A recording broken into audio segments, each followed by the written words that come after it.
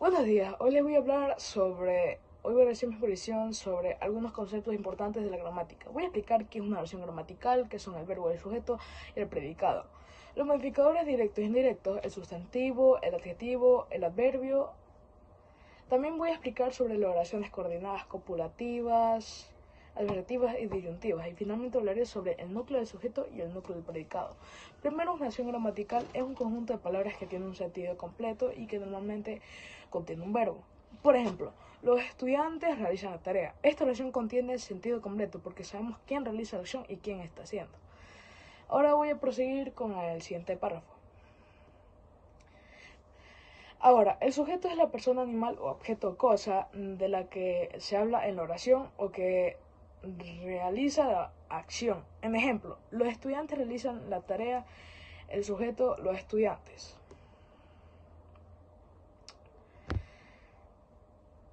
El predicado, en cambio, es todo lo que se dice del sujeto en la misma oración. Realizan la tarea es el predicado.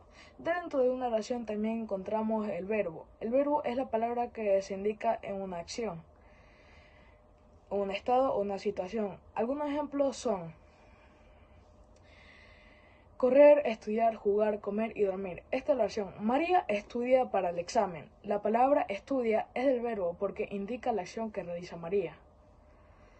También tenemos el sustantivo, que es la palabra que sirve para nombrar personas, animales, lugares, objetos o ideas. Por ejemplo, estudiante, perro, Ecuador, escuela y amistad son sustantivos. El adjetivo es una palabra que sirve para describir o dar características de un sustantivo. Por ejemplo, en la oración, el perro pequeño corre. La palabra pequeño es un adjetivo porque describe al perro. Por otro lado, el adverbio sirve para modificar principalmente a un verbo o un adjetivo a otro adverbio. Puede indicar cómo, cuándo, dónde, cuánto se realiza una acción. Por ejemplo, en la oración Juan corre rápidamente. La palabra, la palabra rápidamente es un adverbio porque explica cómo corre Juan. Ahora voy a explicar los modificadores del sujeto. El modificador directo acompaña el núcleo del sujeto y concuerda con el género, número, puede ser un artículo o adjetivo. Por ejemplo, los estudiantes responsables estudian. En este caso, estudiantes es el núcleo del sujeto y los responsables funcionan como modificadores directos. El modificador indirecto también acompaña al núcleo del sujeto, pero normalmente está unido mediante una preposición. Por ejemplo, la casa de mi abuela es grande. El núcleo del sujeto es casa y de mi abuela el modificador indirecto. Ahora tenemos las oraciones coordinadas. Son oraciones que se unen palabras llamadas nexos o conjunciones. Las palabras son las coordenadas copulativas, que sirven para sumar o agregar información a algunos nexos y, ni. Por ejemplo, Pedro estudia y María hace la tarea. En este caso se están uniendo dos ideas. Después está coordenadas adversativas. Expresan una oposición o contraste entre ideas.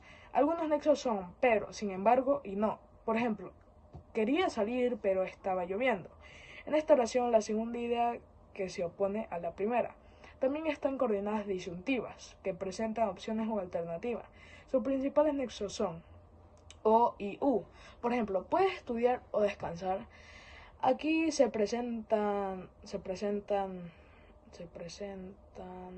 dos posibilidades. Finalmente voy a explicar el núcleo del sujeto y el núcleo del predicado. El núcleo del sujeto es la palabra más importante del sujeto y normalmente es un sustantivo o pronombre. Por ejemplo,